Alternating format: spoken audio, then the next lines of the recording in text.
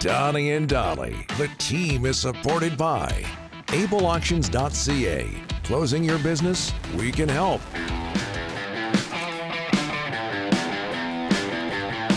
Ryan, with one of the least intelligent suggestions from my lawnmower issue ever. We'll get to that in a bit. It is Monday, and all of our guests today, including Ian Furness, sponsored by Basant Motors. Ridiculous, Ryan. You're invited to the biggest sale of the year. The Basant Motors anniversary sale is back. Check it out at Basant Motors, BASANTmotors.com. Ryan wants me to go with the corded mower. The lawnmower with the cord? Yeah. No, they get in the way. Then you got to move it. You got to stop. You got to go. Why? Extra work. Gets in the way. That gets in the way. You can run over it with the blades. Been there, done that. The cord lawnmower is the worst all time. Speaking of corded lawnmowers, Ian Furness joins us now from KJR Sports Radio and the Kraken Hockey Network. How are you, sir? Happy Monday, fellas. How are you? Good. Lovely. Good. Giants over the Seahawks. By the way, thank you, because we had to do some shuffling, and you're agreeing to join us today, kind of last minute, and we can't thank you enough. Giants over the Seahawks, 29-20. Seahawks now 3-2. Looking at your Twitter account, you have a problem with the Giants' blocked field goal that clinched the game for them. Have I got that right? Well, I don't know. I mean, listen, that was the last play that mattered, and I love the NFL. They come out after and they say there's a statement. Oh, it was a legal play. It is. The Simmons play, I guess, is somewhat legal. How he came through the A gap, like in between the guard and the long snapper. If you watch it carefully, they push the long snapper's head down. You can't do that, but that's fine. The other part of it was on the left side. You can probably see it there. I see you guys doing that. There's a hands to the face that is just egregious. I mean, egregious. But make no mistake, it should not have come down to that. Like, it should not have come down to that. That was as bad a loss and as bad an effort by this Seahawks team that I've seen in a long time. What makes you say that, Ian? What stuck out?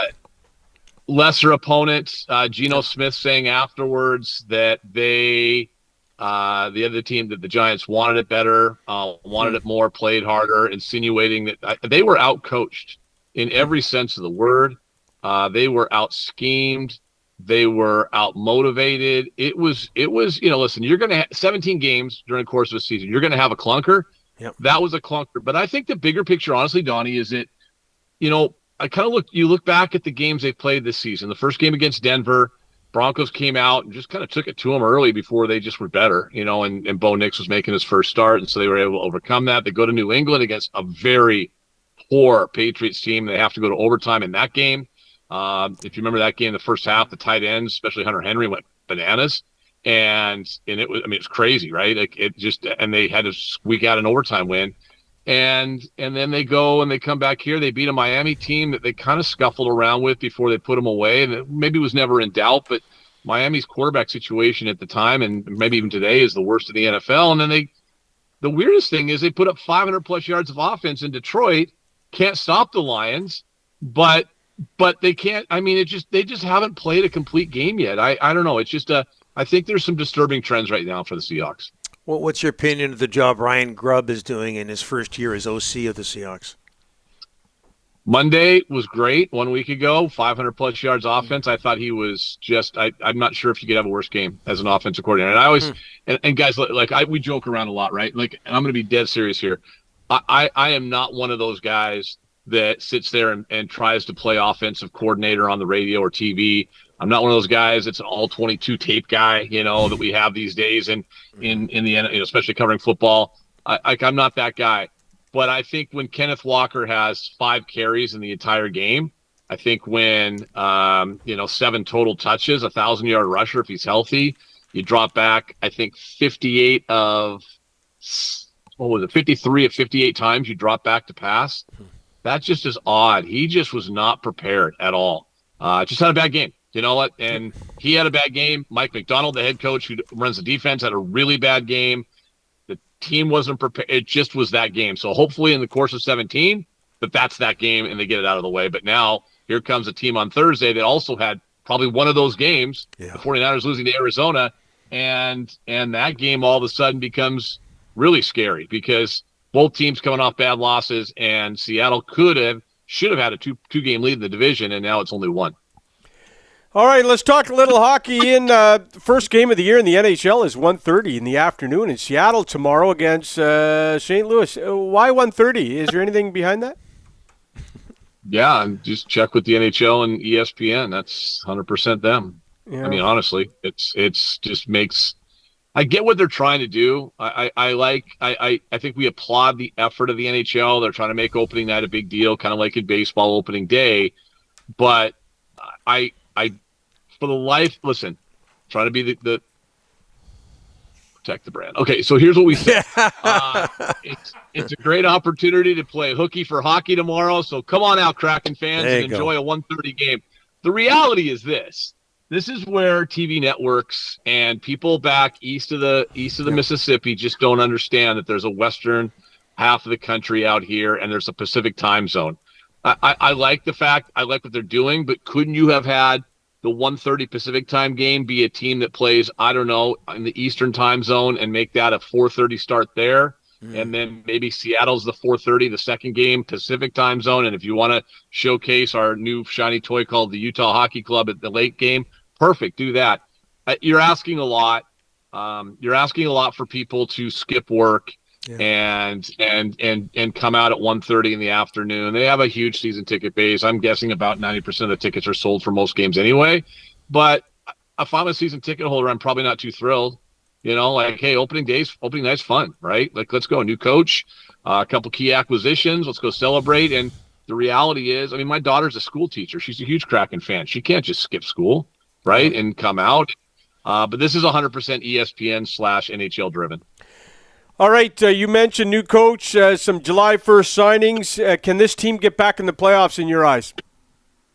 I think they can. Honestly, Rick, I think they can. It's going to depend on goaltending a lot. I think that should be a strength of the team. It wasn't very good in the preseason until the last game. Grubauer was really good, like really, really good against Edmonton's full lineup last Wednesday. Looked sharp.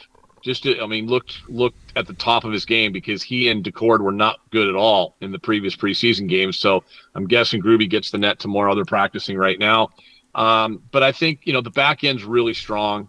I mean, their back end is so good. I mean, they're going to keep Dunn and Larson together. I mean, that's a really good tandem. And then, Montour's going to play with Alexiak this year, which I like. I think Jamie took a step back last season, so to mix things up there. That's a really strong second pair. And your third pair is Will Borgen and Riker Evans with Mahara as kind of your seventh D man. I really like what they have back there. They've got some offense. They've got some guys that can shut people down, so that's good. Up front, we saw Chandler Stevenson on Wednesday last week in the preseason game. They kind of went with their full lineup in Seattle, as did Edmonton. And boy, the Stevenson speed really jumps off the page. Like he just jumps out at you how fast he is. They're going to do some mixing and matching, but he'll be a second line center. Beniers up top with McCann and probably Burakovsky. And then, I love Shane Wright, guys. The world we live in now, it's like, what's wrong with Shane Wright? Why is he taking so long to get? He's 20 years old. He's 20 and was a guy that was a standout on the ice last Wednesday and really out throughout the preseason. He'll be your third line center, Tolvanen and Bjorkstrand probably. And, if Yanni Gord's your fourth line center, I kind of like your depth. Like they don't have high end guys in terms of, 50 goal scorers, but if McCann can get, 35 ish, 30 plus, if Burakovsky stays healthy, Eberle and Schwartz chip in. I think they've got when they went to the playoffs 2 years ago, that's what they did. They rolled four lines consistently. They got contributions from all four. The defense was fantastic. The goaltending was really good. I think that's their formula right now. They don't have those high end, NHL first team all-star type of guys to score offensively, but I think the depth is there. It's just, and I don't know what the West seems to me a little bit more wide open than people, think. I mean, there's a few teams that maybe feel like they're head and shoulders above everybody else, but guys, you know how this season plays out. A year ago, we thought the Canucks were the bottom feeder, right? Mm-hmm. And look what they ended up doing. So, let's see how it plays out, but I'm excited. I think, and Bilesma, just the style of play, his attitude, everything about it's refreshing. I think he missed a couple of players in the Kraken organization there, Ian. Yeah. Maybe next week. Did I pull a Russell Wilson and just name the entire roster? Is Yeah, that what I think just you did. I'm actually looking right now on Daily Faceoff. You hit everybody. Yeah. This was amazing. No, I don't. Did I hit? I didn't mention Tolvanen. I think you did. Yeah, you did. I didn't mention. Did I mention Tanev? No, probably not. No, Cartier, no. What about Coachella Valley and your thoughts on their lineup? Yeah. Yeah, we're pretty happy about what the Firebirds are going with this year. We're excited about their prospects down there. So yeah. Hey, that? Hey, can you Go ahead? Well, I was just wondering if say, can you imagine if you're a guy in the NHL, right, and you're on the fringe, right, and they said, okay, well, we're going to send you. You're going to be kind of up this year, up and down, and we like what you're doing, but you're going to start the season in the American Hockey League, and you're thinking, oh man, where am I going? Wilkes-Barre, Scranton, or wherever? No, you're going to go to Palm Springs, man. Yeah, you're going to Palm Springs. Yeah. Okay. I wish they'd send me to Palm Springs. I'm in. Well, after that last answer, we might send you to Palm Springs. You would have done that long ago. That would have happened a couple of years ago when we first started this little exercise, guys. Yeah. I was going to ask you if you were one of the people storming the field at Husky Stadium after the win over Michigan on Saturday, but I'm guessing, given your Cougar background, you weren't there. No, I'm not really welcome there. Or even feel safe there. So, no, I'm good. I was down watching the Whitworth Pirates beat the Pacific Lutheran University Lutes on Saturday afternoon. And, yeah, no, I was a long ways away from Husky Stadium. That place is a dump. Nobody wants to go there. It's awful. Next week, a full rundown of the Whitworth Pirates roster. We look forward to that. Ian. Well, someone's got to talk small college football since you guys at Simon Fraser decided to church your team. Don't get me going on that. That's a sore spot. Yeah. Well, hey, it's all right. We benefited. We got your leading receiver from a couple years ago at Whitworth, Kalen Johnson, so we're taking that. Nice. Thank you. We appreciate it. Yeah. We'll take Kalen all day, man. Absolutely. You almost went down the Pirates roster. I think you were tempted to do that, but you didn't, and we appreciate that. All right. Well, we'll break down Coachella Valley next week if you like. Okay.